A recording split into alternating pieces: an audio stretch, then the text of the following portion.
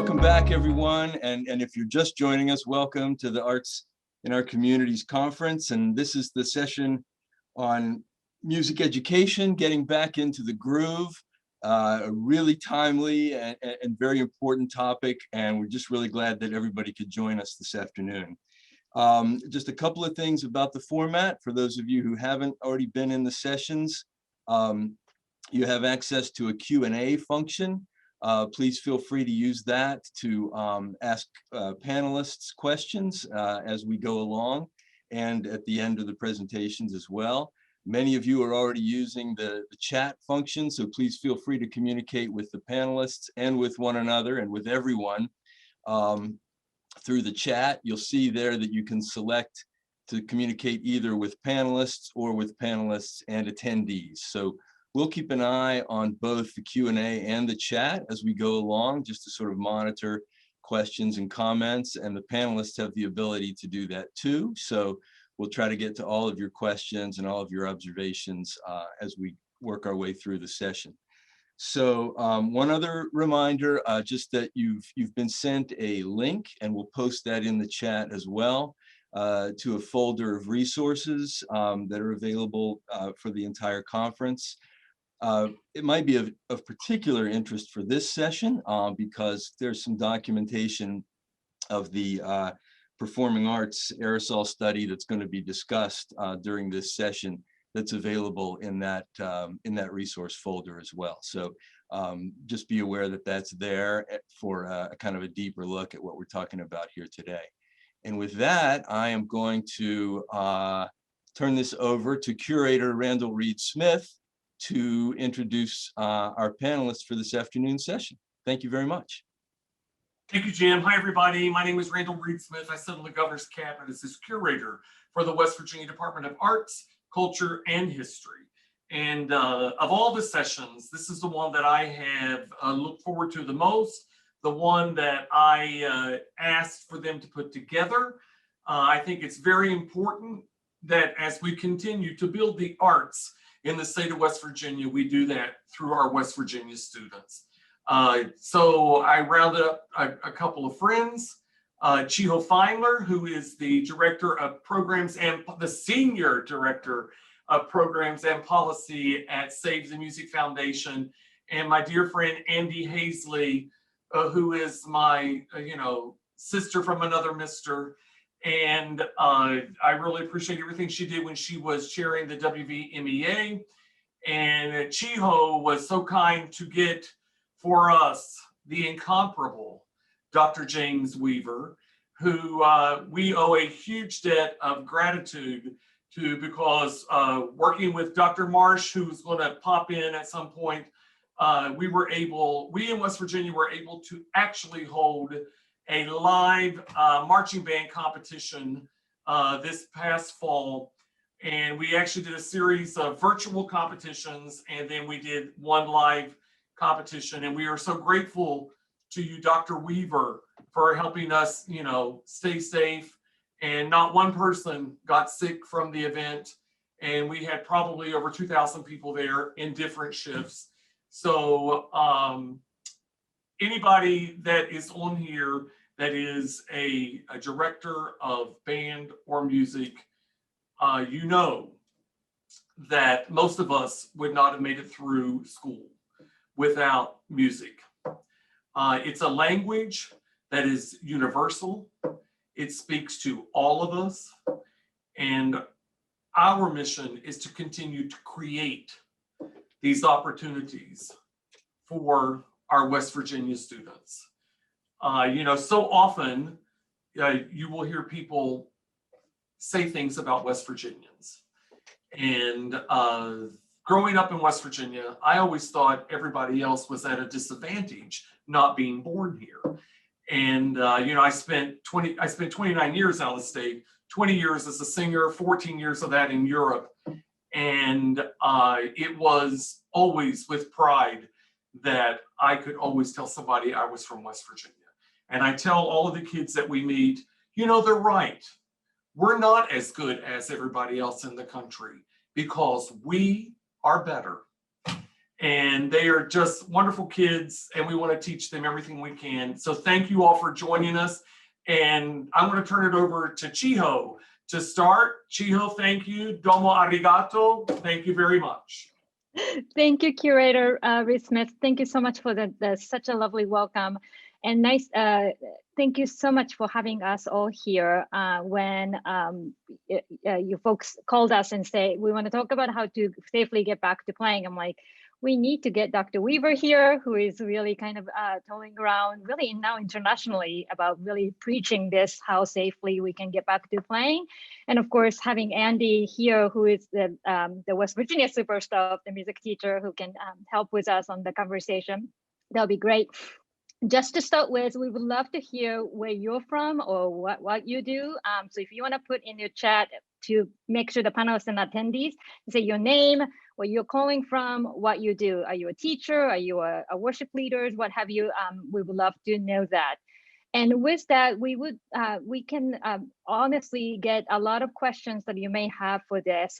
So please use the Q&A section, and Andi will be moderating that after Dr. Weaver does his presentation. And then if we have some time left, let's talk about the advocacy. How can we really more advocate so that we can educate everybody in this state and beyond, that we can have the great music education that you guys are already having and beyond. And like Curator said, I'm Chiho Feindler, once again, Senior Director of Programs and Policy. We have the distinctive honor to work with the state of West Virginia as the only state that we do as a statewide giving. So we have been to all 55 counties. I personally have been to about 37 out of the 55 last 7 years or so. And I just celebrated my 1-year anniversary of not being on the plane. And the last place I have been was Charleston, West Virginia. That was on March 6th of 2020. So certainly I've been thinking about you guys, and then I just so wish that I could be there physically, but please know that, literally mentally, I'm there with you guys. So with that, Dr. Weaver, please take it away. Great, thank you, Chiho and Randall and Andi. I'm really excited to be here today. Couple things. It's been a pleasure working on a lot of this stuff throughout the course of the pandemic. I never thought I'd be talking about respiratory particles as much in my life as I have been the last year. But, here we are. And I am really excited to hear how it has been going in West Virginia and the fact that you have had live music. I had an experience. I got to judge the Oklahoma State Orchestra Finals last week. And that was the first time in 51 weeks I heard live music. So I was very excited about that. And it has been way too long since we've been able to hear nationally students doing what students do best, and that is creating music.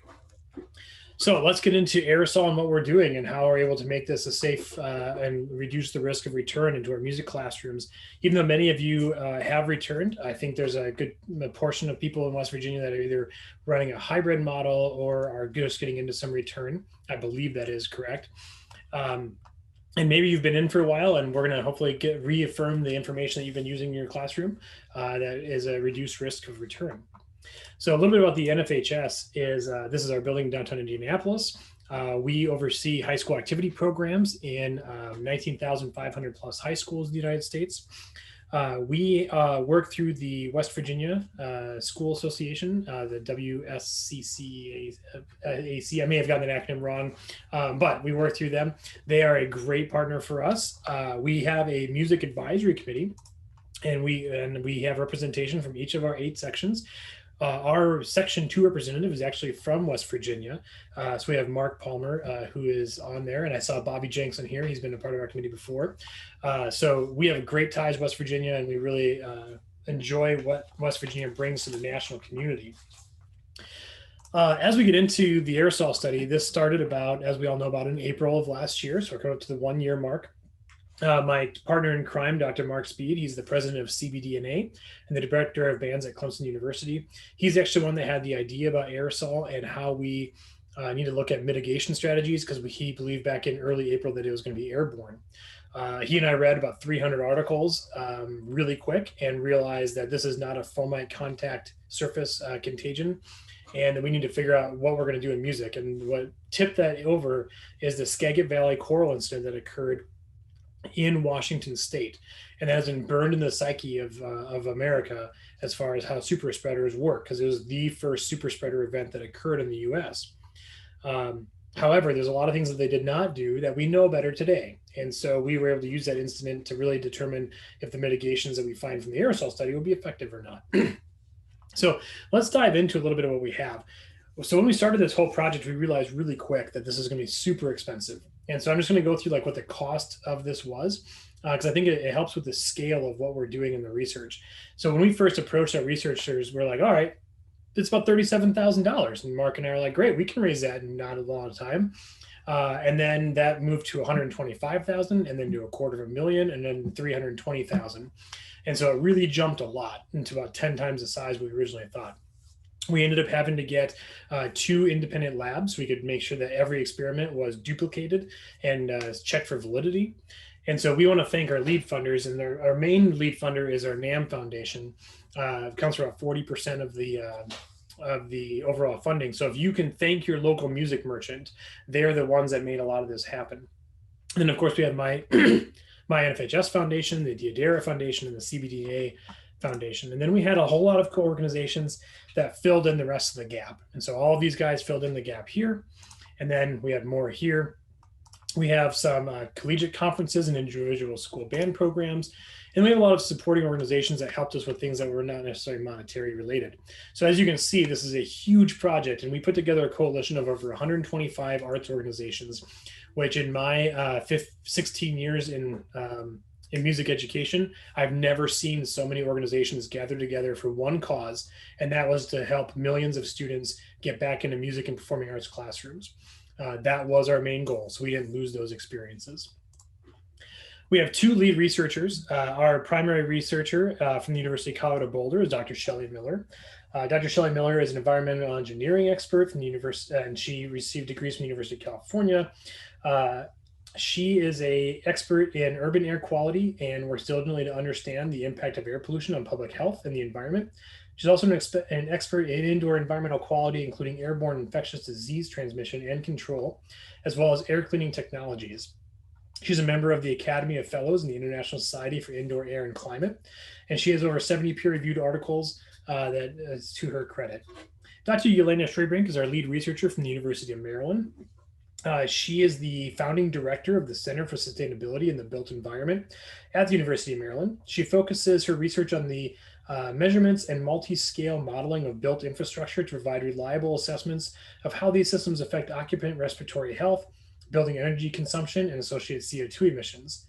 She's taught and developed new courses at the University of Maryland, Penn State, Harvard. She's also presented over 30 guest lectures in different universities, including Stanford, Princeton, MIT, and Columbia. She's an international member of the Serbian National Academy for Engineering, and she also serves with Dr. Miller as an elected fellow of the International Society of Indoor Air Quality and Climate.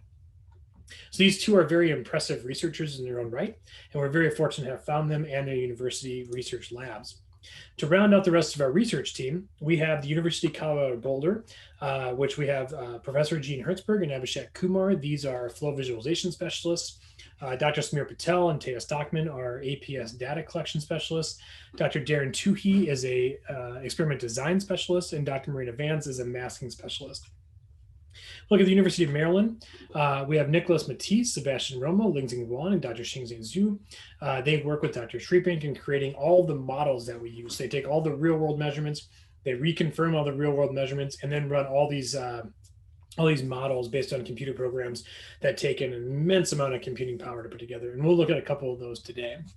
We also, not listed on this page, but we also have a special consultant with Dr. Don Milton, who is an infectious disease expert at the University of Maryland and works with a lot of projects with the NIH and the CDC on infectious disease control, including COVID-19. So we're going to look at here, and this is Andi, where you got to give me a thumbs up or thumbs down if the video plays okay. But here we're going to do an aerosol primer with Dr. Shelley Miller. She talked about this at the Texas Bandmasters Association in 2020. And this is just a little snippet of what aerosol is and how it spreads disease. Page. I'm an aerosol scientist, and I'm actively studying aerosols my whole career. But we love this slide that came from the EPA, and I got it from my colleague, Lindsay Marr, where we want to understand the size of the particle, because the size of the particle in an aerosol, which is simply a particle suspended in a gas, and because I'm an air pollution engineer, much of the air pollution is particles suspended in gas. We look at the diameter of a human hair is about 70 microns, and we can all see that size. When we go to find beach sand, we can still see it. It's about 90 microns. We go to something called PM10, that's 10 microns. And now we're getting into the size where you actually can't see. And this is a pollutant that EPA regulates. And then to a fine particle is PM2.5. And again, this is the size of PM2.5. And here is the size between 10 and about 200 nanometers, where we think the virus is existing in particles. And here are the different diameters of all of the airborne virus that we are concerned with in our current health system. Airborne viruses aren't naked. They're surrounded by respiratory fluid, which makes them a little bit larger than just the naked virus. And the size of the particle determines the lifetime in the atmosphere. In indoor environments, we estimate that a 50 micron particle can stay suspended for quite a while. And so anything smaller than that can stay suspended for quite a long time, and where it deposits in the respiratory system is also dependent on its size. We know very large particles get lodged up in the nose and the throat, and smaller particles go into the deep lung, where then they can cause deep lung issues like pneumonia. This diagram came from my colleague, Dr. Yugo Lee, and it's a really nice diagram that we appreciate about how airborne transmission occurs. An infected person will be talking or coughing, or in this case, singing or playing music, and a cloud of particles or an aerosol will be released. If you're very closer than social distancing norms, you can inhale some of the larger particles, and you're right in the cloud of a very high concentration of aerosol. And if you move farther away, then you have removed yourself from the high concentrate zone, and now you're in a zone where it's a little bit lower concentration, and you could still inhale an airborne particle that could have a virus, but your risk is much lower. The fomite route is thought to also cause COVID-19. We don't know if this is as dominant as the aerosol route, but this is why we encourage everyone to wash their hands. Page. All right, so hopefully that primer was useful, and it just kind of shows how we are able to transmit. Now, since that video was made, we know for sure that the fomite contact transmission is not nearly as prevalent as the aerosol and airborne transmission. So with this in mind, we're going to take a look at the APS data and what this looks like in the science. So what you're going to see here is the aerosol concentration over time, and we have APS, which is an aerosol particle spectrometer, and it just basically collects all the aerosols that exist, tells us how much is there, and then we can move forward from there. So if we look at the trumpet here, we're looking at a decent amount of aerosol being released, between 1.5 to 2 cubic parts per cubic centimeter. And then this black bar is kind of the highs and the lows within each experiment route. The next thing we have is these yellowish orangish colors, and that's when we had the MERV 13 bell cover. So we took 80 to near thickness material, we put a MERV 13 filter material in between the two, put it on there, and you can see a dramatic reduction in the amount of aerosols. Same thing is true for trombone, French horn, tuba unifornium, and we actually have a good advantage of having gravity on our side. So once we put that bell cover on there, because the bores are so big, it takes a lot of air to move those aerosol particles up. And then once they hit the cap, gravity will take them down because of the size of the bore. It's different because of the angle and also the size of the bore, that we don't have a lot of particles coming out once we put on a bell cover. So what we also did on the trumpet is you see this one little mark here that's very, very small. That's because what we did is we rubber banded a blue surgical mask at the end of the bell just to see how much more effective that is. And as you can see, it is very effective. However, the MERV 13 bell cover material also gets down to around near background level. When we look at the same information from the woodwind side, you'll see our scale has more than doubled over here, and the oboe is the gigantic problem here. Now, at the beginning of the pandemic, we thought this is the death knell of the flute. No one's ever going to be playing the flute again. Turns out it's not as big of an issue. We didn't really realize why at first, but what happens is when you breathe as a human being, you're expelling large respiratory droplets. Those droplets are pretty large and pretty heavy, and they'll fall to the ground within about a half a meter to a meter or so. And that's where the CDC gets their 6-foot guidance. A meter is around 3 feet. We know the large respiratory particles can travel around 3 feet and they fall harmlessly to the ground. So they just doubled that distance and said, great, if you're not in 6 feet, you shouldn't get large respiratory droplets. However, that's a little bit different when we start talking about aerosols because they can linger in the room, the environment for minutes or longer. So with the flute, it's easy to mitigate. We just stop the large droplets, easy mass, distance, and some cottony material at the end of the barrel. We're set to go. With the oboe, though, what we found is happening is that those large respiratory droplets are hitting a wet, vibrating surface and then breaking and then getting chopped up and turning into aerosols that can then float and linger in the air. That's what would happen in the trumpet, the buzzing of the lips and the mouthpiece. And then also here with the oboe, the reason why it's such a big offender is we have two wet, vibrating surfaces that he really efficiently chops those large respiratory droplets up. We don't see the same thing in the bassoon because we have a very long lead pipe and a really long way back up. It's the same reason why we saw that in the euphonium and the tuba. Gravity is our friend. But in the oboe and the saxophone and the clarinet, we have more straight bores that create an easier exit path for the aerosols. But you can see here the bell cover mitigation we have is effective and does reduce it significantly. When we get into theater performance and singing, same thing here. This is physics. So when we look at soprano singers, they're going to provide more, or going to create more aerosols. They sing at a higher pitch, which is a faster vibration of your vocal cords, which is chopping up the respiratory droplets. And then when you sing, those droplets are actually coming out as aerosols. Baritone voice, the deeper the voice, the less the vibrations of the vocal cord, the less we're going to be having for the aerosols. However, you see when we use this blue surgical style mask, we're able to reduce those aerosols being released from the human body by significant amounts.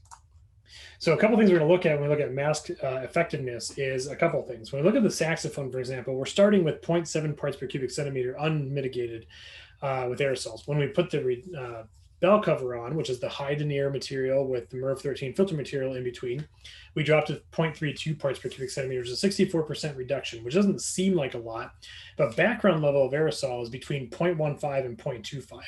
So by getting it down to 0.32 parts per cubic centimeter, we're getting down to near background level of aerosol. When we look at the oboe, we're starting at 4 parts per cubic centimeter unmitigated play, and we're reducing down to 0.5 parts per cubic centimeter, 0.5 parts per cubic centimeter, which is 96% reduction, which looks like it's crazy effective, which it is, but we're still getting down to around near background levels. So what we're finding is on this next slide that you'll see here from 64% to 98% effectiveness, all of these effectiveness ratings basically get us down to a near background level of aerosols being expelled into the environment, which is what we want to see. Because once we get down to near background levels of aerosols being expelled, we know then that time, distance, and ventilation take care of the rest of the risk by and large, which is important for us to see. So let's take a little bit deeper dive at the APS data itself. And so we're going to look at the trumpet here. So we have no bell cover here, and we're seeing 4 parts per cubic centimeter being expelled. Early on in the experiment design, our flow visualization was showing us that like a thick pantyhose material, which is easy to get and easy to put on, is effective. And it is at stopping the airflow. What it's not effective at is stopping the actual aerosols from coming through. So this is why we added that MERV 13 filter material between the layers of the thick pantyhose or other material you're using. And you'll see here, we're able to go from non-mitigated play to a significant amount of reduction. This is reading unmasked quietly like you would do in your classroom. Then we have no bell cover to bell cover. You can tell these are the same exercises. These are with, the reason why this one here is lower than here is due to dynamic changes that we're testing out. But you can tell they're the same exercise because the shape of the aerosol are the same. Backgrounds, bell covers, and then we took the surgical mask, this blue surgical mask material, rubber banded it on there. You can see just how low we get. Again, bell covers, no bell cover, background, bell cover, spandex cover, just because that's common, not as effective as the MERV 13 filter material. Then we look at the flute, and this axis over here really gets small. So no bell cover play and bell cover play, it's actually lower than background level. And so this is why we don't really worry about the flute as much. We just want to have that head joint go underneath a blue surgical style mask to stop the large respiratory particles from being blown farther than 3 feet. And then we're basically good to go. Same thing with the recorder. That is also true as well. So recorder and the flute have the same physics as far as they both work. And so you just need that mask, and you need to put a cottony material at the barrel, and you're just stopping those large particles. We look at singing, same thing. If we have no mask to mask, this no mask doesn't seem very big. But then when we get into bigger dynamics and other constants and vowels, we start seeing a much bigger jump here. Mask and reading is the same. No mask, we jump back up. Mask, background, mask. We see that trend. So now we're going to see that trend every time we go. So the clarinet, we have no bell cover, no bell cover, bell cover, no bell cover, bell cover. So one thing we have seeing is constantly when we get to the 60-minute mark, we're seeing more aerosols being produced. We don't know why this is happening. It could be because the instrument is producing more or holding onto more condensation, which is in vibrating the aerosols. We don't know if it's a natural response to the stress you're putting on your body by singing and playing. We don't know if you sing, you just are producing more respiratory droplets as a lubricant device. We don't know why that's happening, but we do know that over about an hour of time, we start producing significantly more aerosol and respiratory droplet particles than we would otherwise. So that's one of the reasons why we have that 30-minute recommendation is to prevent that from happening. When we get into clarinet as well, we wanted to see what are we getting out of the keyholes, and is there a benefit to mitigating the amount of aerosol that can come out of the keyholes. So what we did is we have here the bell's uncovered, and we put the bell and a keyhole in a box, and then we kept the bell covered and the bell and the keyhole in a box. So uncovered to covered, and we see our normal trends with the drop. Then we have the bell covered with just the bell in a box. We don't really see that big of a difference. Then we have the bell covered with the bell and the keyholes in a box. We see a little bit of an increase, but we're talking about 80 minutes of time by this time. So we're seeing more going up. Then we have the bell uncovered with the bell and the keyhole in a box, and we see it shoot right back up to unmitigated levels. And then we flipped it around. So now what we're going to do is we're going to sample near the bell with the bell uncovered. Here's what we got. We sample near the bell with the keys uncovered, and we see a really significant drop, which shows that there's not a lot coming out of the keyholes while there is no bell cover on. I want to see if there's backflow issues. So we put the cover on, and we see sample near the bell or near the keys with the bell covered. We do see a rise there, but it is common. It is about the same as what the near background level is. And then when we sample near the bell with the bell covered, we see everything drop again. What we're seeing here is because this is only at 0.3 parts per cubic centimeter, we're not seeing enough aerosols to cause concern. The other things we have to really watch out for is that we know that as we play any of the woodwind instruments, our finger is going to be over the keys. You may have some keys pressed down and some keys not pressed down. And so there's a lot of variability in how much aerosol will really come out. What you're seeing here is about the max amount of aerosols that will come out of those keyholes, which is not enough aerosol to accumulate in large quantities. And so we have never recommended the bags to be used or any of those things. We find that the bell cover is a pretty significant mitigation combined with reduced time, increased airflow, and distancing. So when we look at the CFD modeling, and this is a computer-based model, pretend this person 4 is blue. They're supposed to be blue, I apologize. But this person 1 is our infected person. They're putting out a infectious quanta of 48 per hour, which is about what we see in the super spreader events that we've seen across the United States. In here is all of the rehearsal room measurements. So you can see that we have a room that is in length of 12.5 meters by 9 meters high and about 9.5 meters wide. You'll see the temperature of the room is 22 degrees Celsius or around 72 degrees Fahrenheit. And we have an ACH rate, which is an air change exchange rate of about 3.2 per hour. So about every 20 minutes or so, all the air in this room is being changed over. When we look at what this looks like in singing, you'll see here like the spaghetti noodle model is tracking every particle that exists in that room and then tracking how it moves and flows. And that's how we get the spaghetti model. We want to see really dark blue spaghetti noodles because as we get into the teals, we're getting to that 40% risk level. As we get into the greens and yellows, we're in that 50 to 70% risk level. And in the reds, we're at that 90 to 100% risk level of infection. When we look at the ISO concentration surface, essentially, if you look at this blue cloud, everyone in this blue cloud is essentially at risk for infection from this one person here that is actually infected. When we mask the student, now we're looking at seeing this happen. And the reason why this is occurring is because we're keeping the aerosol from going out in the plane of disbursement, right? So when you sing, you're at head level and it's going straight out and dispersing at head level, which makes it easier for people to breathe in. When you mask, any leakage that's coming, because we in the United States do not use well-fitted masks, for lots of reasons that I'm not going to get into today, but we just don't. So with the mask that we do have, it stops most of the particles from going out, and then they end up going back this way, which is okay, because if they go back and up this way, as we see in our model, the air system is able to take care of most of those particles. So in this example, when we have the social distancing and the airflow we have with the masking, we were able to reduce this second person standing here. Their risk of infection is reduced by 85%, which is significant. Overall, in this room, by having this infected person wearing a mask, everyone else's risk of infection room-wide is 82% reduced, which is pretty significant. When we look at this example, this is a clarinet example showing the same thing. And what we're doing is adding on the bell cover and the slitted mask. And you see here that once we do that, all the aerosols around that clarinetist stay right here.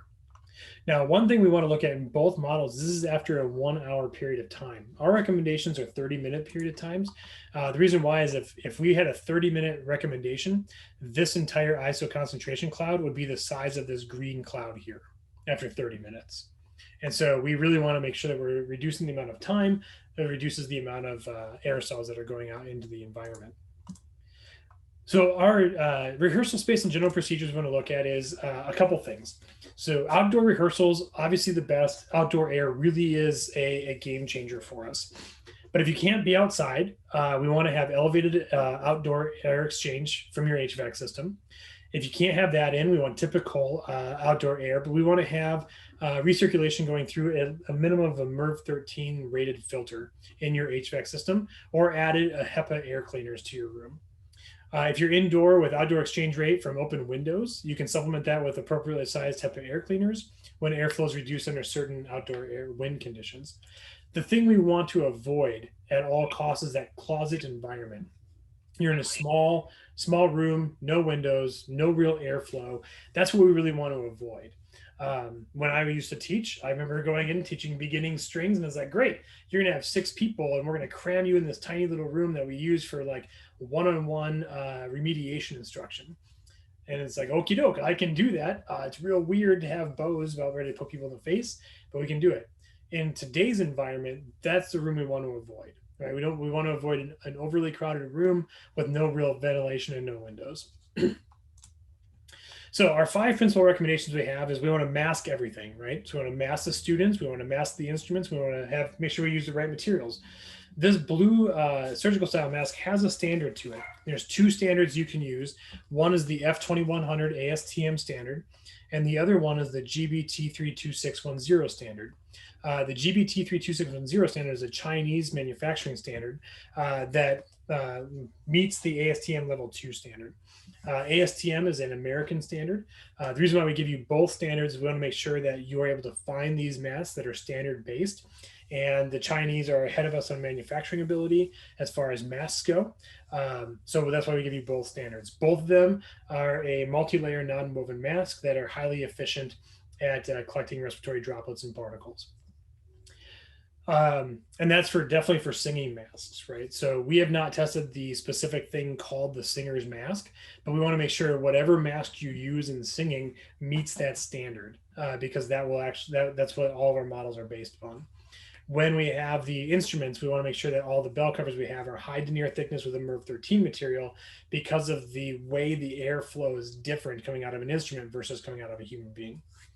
We also want to make sure distancing. So the CDC has always recommended a 6-foot guidance. That is what we have tested. And according to the models we have run, that 6-foot distancing is effective when using masks or bell covers in conjunction. This applies indoors and outdoors, and we want a little extra space for trombones. For time limits, as we see our APS data, we increase the amount of aerosol we produce the longer we play.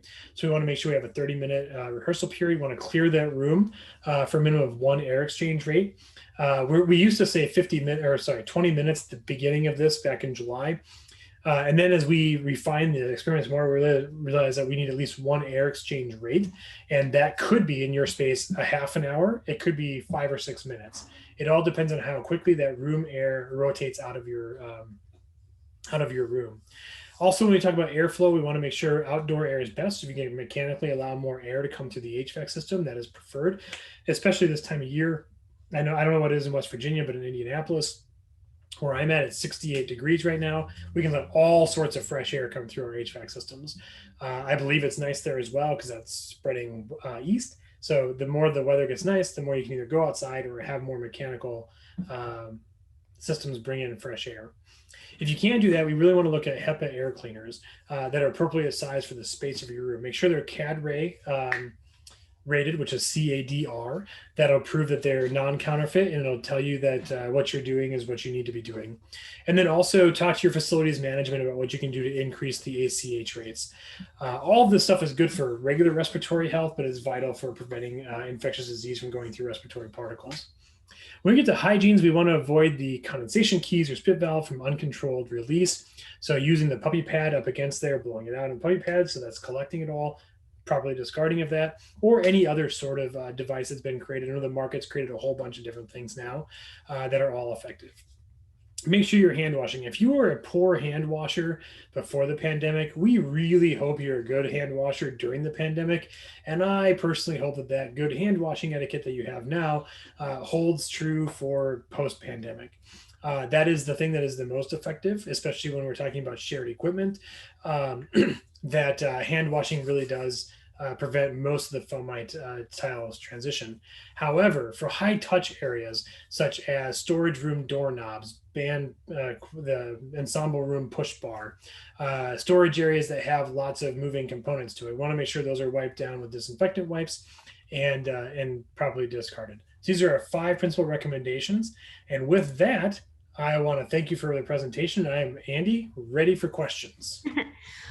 Thank you. First of all, thank you for this information. Any of you, if maybe you haven't seen this before, this has really been a guiding force for a lot of counties really around the country for making decisions for, present and future. We do have one question so far from Betty King. She says, when you describe the airflow in small spaces, do you agree that doing plexi between players messes with the thermal plume and fresh airflow being possible? Yeah, so we do not recommend plexiglass to be used at all, or any sort of divider between performers. There's a couple things that exist from this. So I'm going to go back in time. This may seem like a long answer, but hang with me. What happened was the West Point band back in July came out with this great picture of like everyone being in their own plexiglass box, right? But the difference is like we don't have the budget as West Point band does. And also their performance venue is in a 400-meter indoor track, which means they have tons and tons of air that simulate more of an outdoor airspace than a classroom rehearsal airspace. So what happens is if you use a plexiglass dividers in a room that is not designed to be cubicalized out, you are actually preventing the airflow from doing what it is designed to do. And you could create these things called dead zones. So let's say we have an infected person in a plexiglass shield area, their plume, as Betsy had mentioned, or Betty, I'm sorry, will rise. And then because the HVAC system can't take care of it the way it's designed, that plume can actually go over and settle over other people, creating a different kind of level of danger. So there's a whole lot of things that go wrong with that. So the best thing to do is allow the HVAC system to do its thing, spread out, mask, reduce the time, and you're actually better off in investing in plexiglass dividers. Great. That was the only question in the Q&A. Does anybody else have any? Don't be shy. Come on, I know most of you, and shy is not how I would describe most of you people. And I can say one more thing about plexiglass. Where plexiglass really is effective, though, is stopping large particle droplets from close contact. And so if, for example, the grocery store plexiglass dividers, before we were all wearing masks, that's when that was effective, because you and I would be speaking really close to each other and it would stop my large respiratory droplets from hitting you. But when it comes to aerosol, it doesn't do anything. I'm just going to ask a few questions that I have been asked. Oh, wait, sorry. There's another question. If presenting a performance with even a small orchestra, should there be plexiglass separating? I'm assuming maybe you mean the audience, Nina? You mean separating the orchestra from the audience or the individual performers? And sorry, it might be Nina. So if I mispronounce your name, I apologize. Yes, and actors. So do you feel like, so they're asking about the apron area of the stage on that? No, plexiglass, no? The reason why is it's think of plexiglass shields as think of aerosol as water, right? So if you take a plexiglass shield and you put it in a pool and then you run the hose around it, it's going to hit that plexiglass shield and then go around it, right? But now think of that in a three-dimensional space. So it's going to hit the plexiglass shield, which will have an initial component. But then as that aerosol continues to do its thing, it's just going to flow around it. And you've basically not done anything besides maybe prevent a couple of minutes worth of spread. Gotcha. Yeah, that makes sense. Mhm. I think that the plexiglass thing has been one of the more commercialized, for lack of a better word, things. I actually saw your post on Twitter the other week, where the picture of the band and the little green like zip up things. I know. And so then my husband's band students actually asked about, they were like, Mr. Hasley, we can get those things. And I was like, hang on a minute, quick 5-minute timeout. No, we are not playing inside of plastic containers for a whole lot of reasons. Right. And it's weird too, because I stopped myself from talking about that for a long time. So I'm like, I can't post. I don't want to fault somebody for trying, right? Sure. But there's a couple things we don't know, right? When you open that bad boy up, we don't know what's coming out of that thing. We also don't know how much CO2 is being accumulated in that tent. That's also a problem, because if they've sealed off everything so there's no air coming out, which is what they said they did, that means you're also preventing the CO2 from coming out of that thing. So that's going to build up over time. There is just a lot. And so please don't buy pup tents and put your kids in them. Just buy a good bell cover and buy a mask and then be like, let's make some music today. Absolutely. There's a question. Do you feel the majority of focus with woodwinds, mainly flute, should be the head joint mouthpiece? Yes. Yeah. So, there's a great video on YouTube, and you can find it on our study page, where people have basically taken this blue surgical style mask like this, and they put it on, and then they just slide the head joint underneath the mask and play. It's funky. I get it. It's not the most comfortable thing in the world, but it is doable, especially for advanced middle school and high school players. That's doable. Beginning players, it's just a bad time to be a beginning player, and there's no way around that, right?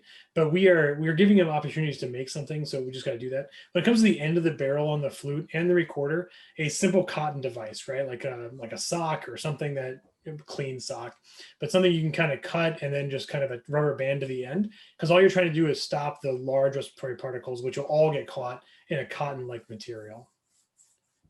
And the reason why you're going to use this is because you don't want to blow those large respiratory particles 5 or 6 feet with a really good airstream. Yes, Mhm. that makes a lot of sense. Another question, this is a great one. Are there concerns with tents or covered areas outdoors? Great question. So I'm going to share my screen again, because it's been a while since I've talked outdoors, but we are getting to spring, aren't we? So what I'm going to do is I'm going to show you this. Share my screen, click the button. Sorry, I'm guiding myself through the process here. So what you see here is outdoor air here, right? So here we have the green arrow is showing the air coming in and the blue is going out. And this is all the information we have here. When we look at what that looks like, here's outdoor air infection rates, right? So the air is coming this way, hitting this person in the face and going this direction at 0.5 mile an hour. When we're unmasked, you can see how this plume is starting to generate behind us. And this is why we want to ensure we're wearing masks. Because then when we wear a mask here, all those aerosols are being grabbed here. And then we're able to have over an hour. Now we're starting to see that plume go through. And that's why we still recommend about 0.5 hour of active playing or singing outside. Rest for 5 minutes, let the air do its thing, and then go ahead and resume. There's no need to clear the space or anything like that. When you use a tent, and let me see if I have my tent slide, which I don't. When you use a tent, you want to ensure that you don't have any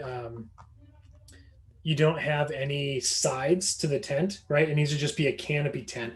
It needs to be at least as high as you can make it. So we're talking 9-foot canopy height or higher is really where you want. And you really only want to use that tent for protecting yourself from inclement weather, right? So it's blistering hot and you want to prevent some sunburn and some break area, or it's downpouring and you want to do something under that tent.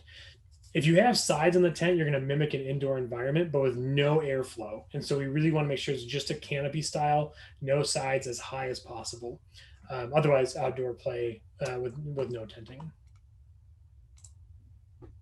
Great. Yes. And we're finally getting to spring. So, these outdoor options, I know for all of us, they're a relief because it really opens up the possibilities of a lot of things, just by the weather. So, yeah. One clarification question, and actually this is one I had to ask you too. So you do not think the bags on woodwind instruments is necessary or is advantageous, I guess I should say. Right. What we don't know is is there an actual reduced risk for the investment you put into that bag, right? That's what we're trying to balance. Here, when we made these mitigations, we want to make sure easily accessible, affordable, and easy to use. The bags aren't necessarily cheap. They're not easy to use, especially with beginning players. There's a lot of pedagogical things you're going to be missing from using the bags. And the thing we don't know is what happens when you open those bags up, right? Are we all of a sudden going to see the aerosols been collected that hasn't hit the sides of the bag? Is that going to be coming out?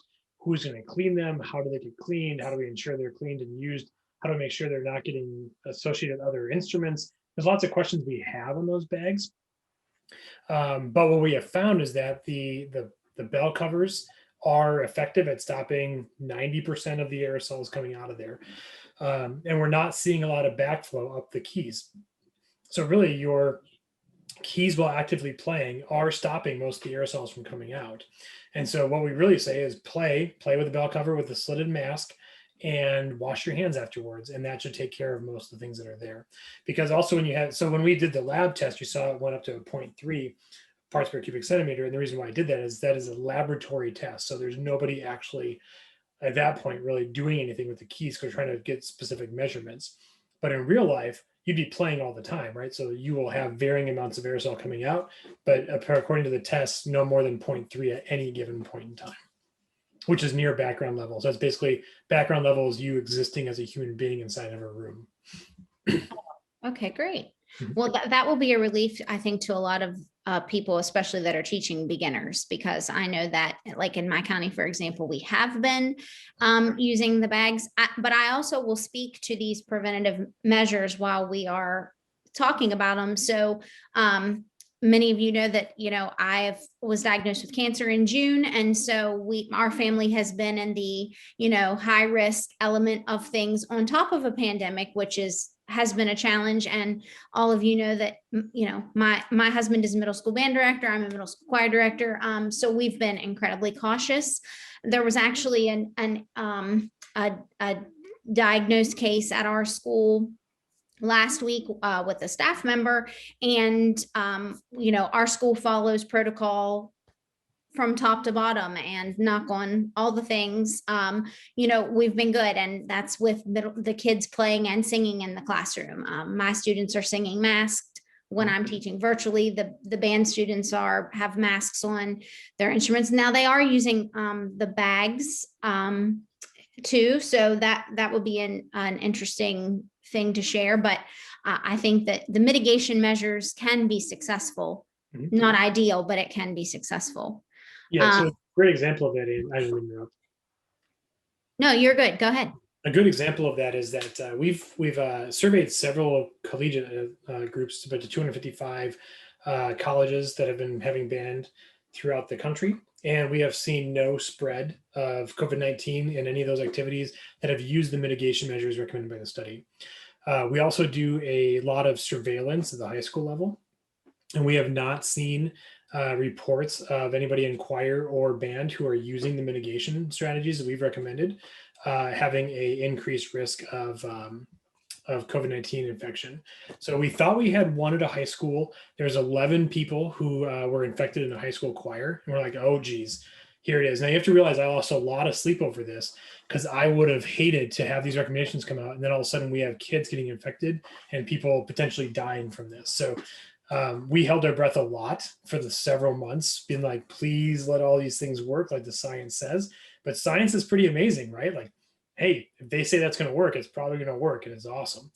But what happened with 11 students is that they all went to the same church.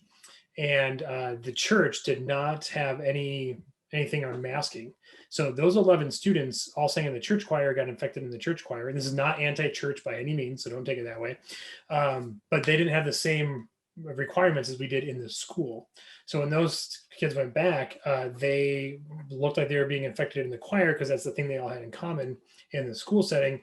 Luckily, no one else in that choir got infected, and it was traced back to the church rehearsal. And so that was really kind of not exciting to see, but it was good to see that the mitigations we had were really effective. And then when they're not being used, is equally ineffective.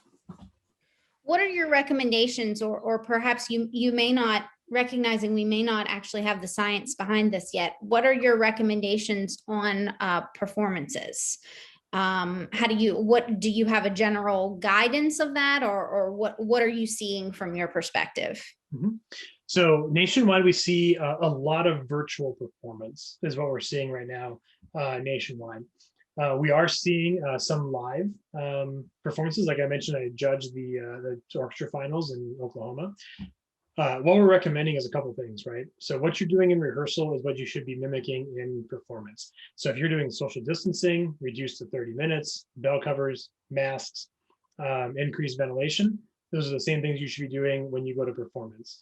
You follow your local and state guidance on what is allowed for the amount of people in the audience, and then have that performance. We have a lot of things copyright-wise that the NFHS has been able to secure that allows for easy virtual live stream performance.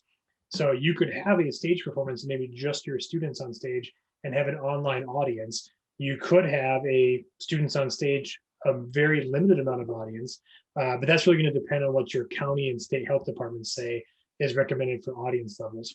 But it is possible to do, and we just make sure that kids are spread out, masked, reduced time. So you may not be running a 45-minute, 50-minute concert, and you may sound a little bit different, right? I'll tell you, as an adjudicator sitting in the back of a theater, I would have hated being the conductor, because I'm not hearing the blending and the balance and everything you hear by having a tight group surrounded around me. But as an adjudicator, it wasn't that bad. You know, when I'm 70 feet away from them, it wasn't that bad. You could tell there are some issues, right? But it wasn't that bad. And so I think we need to say, if we can provide a good opportunity for kids, let's provide the good opportunity for kids. And I think we can make that happen by using some pretty good mitigation methods that have been proven effective.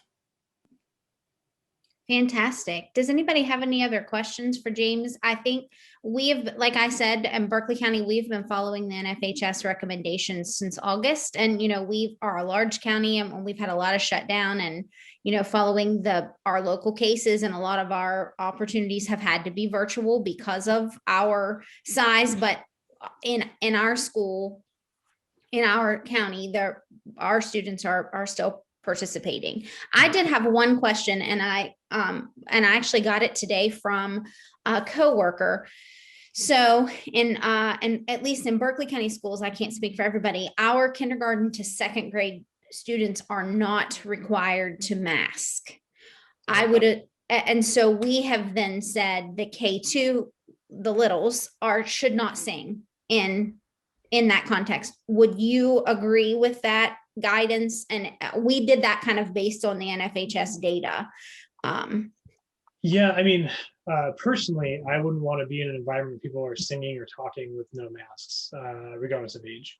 I have a second grade daughter, and she is how the teacher described as a mask Gestapo, because all summer long, she heard me talking about aerosol. She goes to school, she's like, get the mask over your nose, da da da da da, like she's on it. And these younger kids, they can wear masks just fine. It's just, you got to train them to not do this all the time, but they can do it. But I would agree with that. If your local decision is to not have masks for the little ones for K2, I'm not saying that's wrong or right. It's what your local decision in your community is good with. And I think that's okay. But then I would be very cautious about having aerosolization activities occurring in an unmasked environment. But there's also a lot of music education that can happen K2 without singing, right? There's the amount of technology we have today makes a lot of that stuff possible. We'll just miss out on those performance opportunities at the moment, but we'll get back to them. And so I really hope that that was helpful. sorry, I was muted. Yes, absolutely. And like I said, we just based our county decision as far as singing on the data that was shared through NFHS, because if all else fails, go to the science has been my go-to. We do have one more question. Follow up on the question about performances. Do you have a recommendation on how far away an audience should sit from performers in an outdoor setting versus an indoor setting? That's a great question. That is a great question. So we don't have any sort of audience performer separation levels, right? Everything we've done has been based off the CDC 6-foot distancing. However, I will say most outdoor venues, like let's say we're going to use our football fields, right? So let's pretend it's marching band. If we're going to stand on the field, we're going to have that 6 to 8 lane track, and then we're going to have a fencing, and then we're going to have a couple feet of feet space, and then we'll have the bleachers. That's a lot of space. Also, when you're outdoors, it's going to be, the ventilation is obviously very quick because the planet is huge. And so there's a lot of outdoor air in the outdoors. And so that really does help in what we can do for distancing. We don't want to get any closer than 6 feet because we have other particles we need to worry about. But I would say if you were to be 6 to 10 feet at a minimum, that should do you. Going 20, 30, 40 feet, I don't think you would need to do it. If you're going to use a football field style area for performance, that's going to naturally happen because where your bleachers are and your surface is, there's a lot of space there. So I think that should do it. Especially if everyone's masked with bell covers, life should be good. Right. Absolutely. All right. Does anybody have any other questions for Dr. Weaver? If you think of them, Chiho has a few things that she's going to do. So if you think of them, just continue to add them in. We're happy to jump back in and answer them if you think of them later. Or those of you that are West Virginia music educators, you guys know how to get a hold of me. So you can always shoot me an email and I can round up the information for you. But I think the big takeaway is, in the beginning, it was I think we all felt like we can't do anything because we couldn't do everything. And that I felt that way too. We all felt that way. But I think the takeaway from a lot of this for me personally has been there are a lot of things that I can do and have continued to do, and my students have continued to sing and play instruments. And is it perfect? It is not, but I agree that, hopefully we're really starting to turn a corner with all of this, and sooner rather than later, we can be back to having the everything instead of just something. But, hang in there, everybody. There's a light, a very dim light. You can see it at the end of the tunnel, and it's not the light, it's not like the bad light at the end. It's the good one. It's not the train in the tunnel. It's a good light. So, here, that's a great question. Do you recommend the same preventative measures when students will be fully vaccinated? Well, I can answer part of that. I mean, right now we don't have data on vaccinating anybody 16 and up. They have started trials. So, if you want to respond a little bit more to that. So this would be the interesting part of this, is that right now, and of the 3 vaccinations that are currently under emergency use authorization in the US, only the Pfizer vaccine is authorized for students down to the age 16. Moderna and Johnson & Johnson are 18 and higher. So that's a good point. And I think one thing, you guys are lucky in West Virginia. I mean, you guys are rocking this vaccination rollout. It is incredible. And so keep doing the thing, right? And you guys will get to that level in adults pretty quick. I think that these mitigation strategies will still be in effect, at least to some extent, when we get into the fall. Mainly because high school students, we know, will spread the disease just as easily as anyone else as an adult. It does change a little bit when you get into those elementary and smaller middle school students. They don't know why. Originally, they thought the reason why all the school shut down right off the bat was because they thought it spread like the flu. And when the flu happens, children, and I learned this just the other day, children would actually create like 4 times more virus shed than an adult will with the flu. So most flu is spread by students and then gets into the bigger population. I thought that was fascinating. Anyway, but that doesn't seem to happen with COVID-19. It just spreads differently. And so we'll be with these mitigation measures for a little while longer. I think as we get into the fall and maybe into the winter, those will relax out as we figure out more vaccines to happen for the high school and middle school students. But right now, because we don't have the vaccine for those age groups, it'll be a little while until we get there. Thank you. That was a great question because we are very excited about the vaccine and the CDC recommendations that came out just yesterday about how we can function a little bit differently as vaccinated persons. So that's good news. Okay, if you guys have more questions, continue to put them in, but Chiho, you're up. Okay, thank you so much once again, Dr. Weaver, and of course, Andi, for moderating the questions. I think we learned a lot, and there's a lot of, that was seen in the chat that we really appreciate. And yes, on the vaccine front, as I was joking at the very beginning, I'm in New Jersey and we're still waiting for many of us. So I think a lot of great things that we can learn, for the rest of the country can learn from what West Virginia is doing. And I should also mention that as I mentioned, as I say, the Music Foundation, we have now 100 schools, middle schools that receive our grants, and we're doing the survey right now. And I'm astounded to see that the majority of schools are doing some sort of a band activities. Dr. Weaver, I was going to share with you some of the data that's been just so impressive that you are all able to make it work. And just kind of following the CDC guidelines and all of that stuff. So, kudos to you for all of you in West Virginia and doing that. So with that, I just wanted to speak about, and I will share the screen, some of the national campaign that is going on right now that's really I think it's so critical for now for all of us to do, which is arts are education, which you can kind of think of it as the arts education, the national campaign to make sure that we are still putting the arts education in the forefront. We know that music and arts education is part of the well-rounded education. So if any of you have never heard of the term well-rounded education, that term should be your dinner conversation, lunch conversation, what have you. It is the federally mandated. So back in 2016, when the education bill was passed, national education bill was passed, and then basically saying that there was a 16 or so well-rounded education subject, which basically replaced the word core, if you think of the term when you think of core. And don't think that core is just math, science, and English. It's music education is part of it. So meaning that the nationally, federally saying that arts education are part of it. Our job really to make sure that we are saying it so that the policymakers and everybody, decision makers, are also agreeing with you, meaning that the funding is adequately funded for that. So, and we know that there is going to be a lot of challenges going to be happening in 21-22 with a budget shortfall. A focus on remediation. Again, there's a lot of words about learning loss, so the learning loss should also be meaning for the arts and education subject loss as well. But a lot of cases, it's a lot of tested subject loss, so that they say we need to do double on the reading or the double in the math. So we should take up. So those kind of things that we are anticipating. So we just wanted to make sure that we are front and center really talking about it. So this campaign's core ask is that the arts are education, period.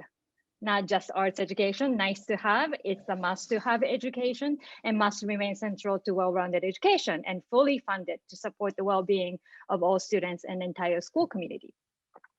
So with that, there's a different way that you guys can do it. There's a campaign tools on the website. And Andi, if you can put on the link to the chat, because somehow I lost that capability. It's artsareducation.org, I believe. So you can kind of go through it. And there's a lot of campaign tools there. One of which is the pledge that everybody can do. Oh, great. I have. Sorry, the chat. I think I got it. Yeah, and I got it too. Okay. I asked it and then my computer popped up.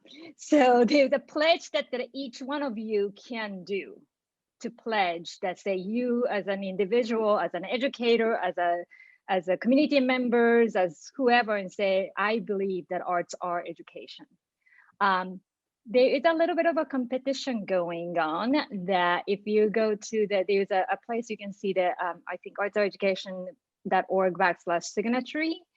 And you can see the map of the 50 states, and you can see who has done that. Actually, I'm going to put that chat in here, who has signed. And I am, let's just say that West Virginia is still white. I think there's only 3 people in the state of West Virginia pledged. So you can actually do it right now to color the West Virginia, to put some good colors on the West Virginia to say more people can pledge for that. And then really what you can do is to bring that up to your school board and also state representative as a campaign leader. So there's a different ways of doing that. There's a lot of talking points that you can share. Again, you can find all of that in the website, and then I will share this. I'll find a way to share this presentation with Lance and the curator's office, so you can get that out. So really, here's the 3 things what you can do as a really a great advocate that you are, and I know that you are. So the sign the pledge, number 1. Pass the resolution. So again, each of the school districts can pass this resolution and say the school board states that arts are education. We're fully committed to fund education. The great bands are happening, great choirs happening, great jazz ensemble happening. That's part of the great education that you guys have in West Virginia. And really share the words. You can put that on your social media and all of that stuff. I wanted to kind of pass the baton to Andi Hasley, who really heads the advocacy in the West Virginia, and I can stop share as well so you can see her beautiful face. Thank you. Yes. So the big thing you have to remember when you're advocating, whether it's this arts and education pledge or just when I know that we have gotten a few messages from school districts in the last couple of weeks, is that, you know, people are starting to gather enrollment numbers and ensembles and make decisions about scheduling for next year. And all of that is valid, and it's all logistics. But when you're speaking to the decision makers, whether it's your principal or your superintendent, make sure you speak in terms of students and not yourself and your job, though it is our job and it is our position, and we value that. Speak in terms of students, speak in terms of opportunity, speak in terms of limitations during COVID versus what we know will happen once we start to do more things, that we know that enrollment numbers will increase. And then when they make decisions, regardless what it may be, make sure that you offer thanks. So thank you so much for considering the band program at fill in the blank high school and what we provide to the community. West Virginia, in my opinion, our strength is our local communities. I think that that's what the Mountain State is good at. We are good at knowing who we are and taking care of one another. I think that is a strength of Appalachia. So use that to your advantage. I know you're concerned that my 6th grade band numbers are low. I actually just had this conversation. I know we're a little concerned that the 6th grade choir numbers are lower than they normally are. However, I could not recruit last year because we closed down in March. I had cancer at the beginning of this year, so that limited my recruiting ability. And I've retained every student that has signed up for the class this year for next year. So you can also talk in terms of retention too. And then look at, and then say, these 45 students have maintained in this ensemble and are excited about the opportunity to continue next year. And then say, thank you so much for your concern about the enrollment in fill in the blank class. And what can we do together as a school community to make sure that we are putting that as a priority, and short-term and long-term. Those of you that are VH1 Save the Music schools, that's a huge advocacy moment for your school. Okay, so let's say that you receive these instruments and the number of students in your program are lower this year. It's okay. It happens. You can say things like, right, Mr. Dolan just said overall enrollment is falling nationally. Yeah, you can say, well, we are a VH1 Save the Music school, And we're super proud of that. And this is where we were 2 years ago, and this is where we are. We know we can be in 2 years. And we're so excited to have the opportunity to bring this to our underserved communities. Thank you so much for your concern. Please note how many times I've said the word thank you in this ad. And Randall taught me that. Exactly. I was going to Thank say. Always, because truly the people that are decision makers, they can decide anything they want. I mean, they can, and they're choosing to not just be like, cutting that. Let's have a conversation about it. That's a big deal. It's an advocacy moment, but it's also an opportunity for you to just speak positively about your students and the opportunities that you provide. So hang in there, everybody. We're going to get through it. And I'm so excited to see the number of people that attended today, because we are stronger together. Yes, and I think Curator, who is the biggest cheerleader and the biggest advocate that I ever known, would have want to say something? You're talking about advocacy. I just want to stress the point that the two most important words are thank you. Please, let's go back to what's happened in the past year. We were fortunate in West Virginia that the governor doubled our money for things like fairs and festivals, and for all the line items in the budget that are for arts organizations, so that we didn't get just one allotment, we got double the allotment. As the governor says, when we come out of this, and we are going to come out of it, we want to make sure that everything is still there. So please, let's say, as I said earlier in one of the classes, say thank you. Write a letter to the governor, say thank you. Write a letter to your legislators. It will make our job easier, especially as we do the budget. I can tell you this, the budget is flat this year. Nobody got increases. We did get increases for our state match for the federal monies that we need to match. We did get an increase to match our new arts money, which was like $85,500. For our historic preservation money, which can be used for repurpose historic properties as performing arts facilities. That's about $50,000. And we got our match increased for VH1 Save the Music Foundation. So, and just on Save the Music, we are now in 112 schools with $40,000 worth of instruments in those schools. That's $4,480,000, of which me, had to raise half of that. And we only have about 50 more schools to fund.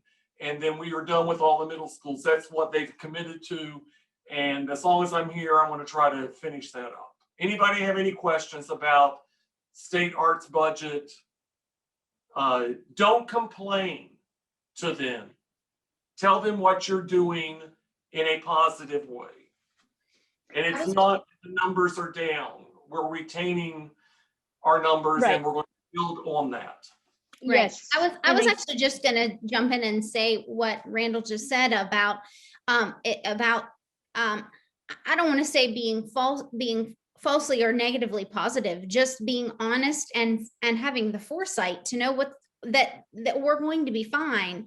Most people understand that. I don't feel like anybody would be surprised to know where things are with enrollment or anything else right now. So, you can be positive and informative without it being doom and gloom, and without complaining about it, because the only thing you're going to get is frustrated for yourself.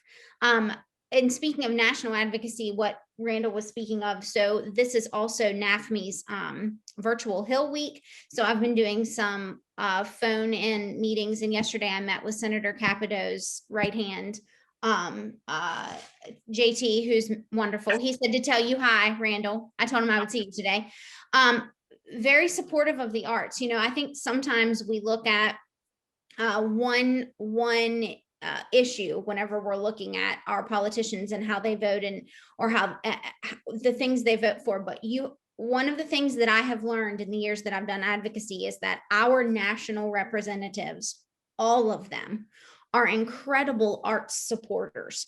They support NEA funding, and they support NEH funding, and they support education funding. They support things that are good for West Virginia students. So even though we may not agree with everything they vote for, that's never going to happen. You're never going to agree personally with how an elected official votes. That would be impossible. But recognize that other people that, for example, maybe didn't vote in favor of the most recent bill, the COVID recovery bill.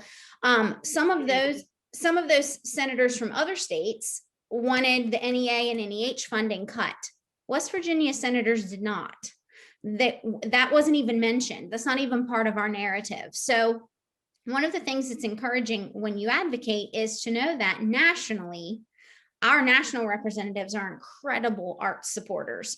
They're supporters of fairs and festivals. They're supporters of music education. And music education is in our state code. So sometimes just taking a deep breath and recognizing that support is there and saying, thank you for your continued support.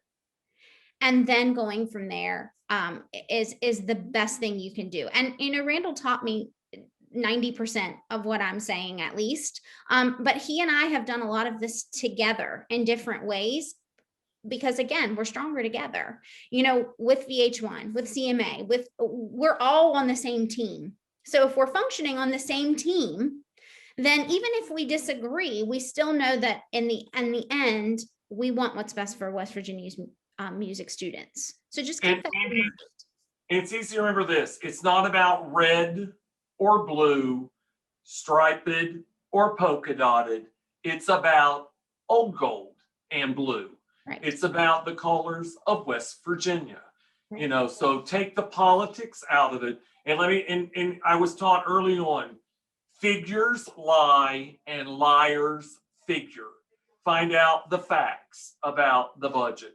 For instance, take politics out of it. We are very fortunate, especially in the Senate, that both of our senators are on appropriation. And when we had the past 4 years, and people may think, oh, we were not, the arts were suffering. No, Shelley Moore Capito and her rock star Republican ladies, anytime that the former president cut the National Endowment of the Arts out of the budget, they put the arts back in the budget and increased the money. And that's why West Virginia is extremely important in the scheme of things. So if you have time to write a letter to Shelley Moore Capito or Joe Manchin, please do it. It will help all of us. Chiho, anything else? Yes, I think that's all of it. It's such a great advice, and I certainly learned a lot from you all, Andi and Curator, and James today was everything. The one other thing that I might add is that they use a social media in a good way, right? So brag about your students, brag about your program. I got one report back today or last couple days ago where this person said that all of 8th graders are committed to be on the marching band in a high school. That's amazing in the year that you had, and then you have that statistic and put that on the social media and say, my students all going to high school, at your high school band directors, at your superintendent, at your school board members, at your legislators, and say thank you for making those students moving on to the high school, and then being able to do what they love to go to school for. So those are really powerful messages that you can do. And just some of you may be very introverted or not good at tooting your own horn. You're tooting students' horn, right? You're really being proud about your students, your kids. So I think that's something that you can certainly do. And just moving forward, at us, right? Save the music, and we can certainly tweet it out or social media, put it in the larger setting, WVMEA. So those are some of the, hope seamlessly easy, but sometimes really hard, but I think a very effective way to share your words and your work. Know that you guys are doing an amazing job. truly, truly, truly amazing job as an educator, as also a mother of second grader. I cannot thank you enough for the educators, what you guys are going through every day and in and out, especially now in the classroom. So thank you so much for all you do. And I put all of our email addresses. I hope, I think we're okay to do that. And then I will certainly share the slide deck, and you can always reach out to us. And yeah, thank you again for having us here. I just want to say one more thing. Bernie Dolan from the WVSSAC joined us today. Thank you, Bernie. And also Dr. Marsh, Clay Marsh, who is our coronavirus czar, joined to sit in and was texting me about how interesting this was. And so if you have any questions, send them to us. We will find answers. There are solutions to anything is possible, nothing has to be. But if you think you can, you're right. If you think you can't, you're also right. So we like to do the impossible. If anybody needs anything, let us know. Andi, what else? Chiho? That's all. Just thanks to all of you guys. I mean, I sit in your shoes. It's been a rough year. Just take a deep breath. Understand that we're going to get through this, and one day at a time. That's all we've got. One more thing. I was taught the brain can only think in present tense. So don't tell somebody what it's going to be. It already is. And then make sure you tell that. That I learned. I was breastfed on Mary Kay Pink Cadillacs, and You Can Do It Enthusiasm. Mary Kay taught me that. Think about what it is. Don't tell them what it's going to be. This is what it is. You know, I told people for years my mother won a pink Cadillac before she was even eligible to win one. And she did, ended up doing it. Positive affirmations. Okay, thank you, Chiho. Dr. James Weaver, thank you so much. And you're welcome in West Virginia anytime. You come and visit us, and we'll take you to Milton, West Virginia, and eat at the best restaurant in the world. Right, Chiho? Seanette's. Okay. All right. I look forward to West Virginia. Okay. Thank you all. Have a great evening, and have a great rest of the conference tomorrow. Great. Thank you, everybody. Bye, everybody. Bye.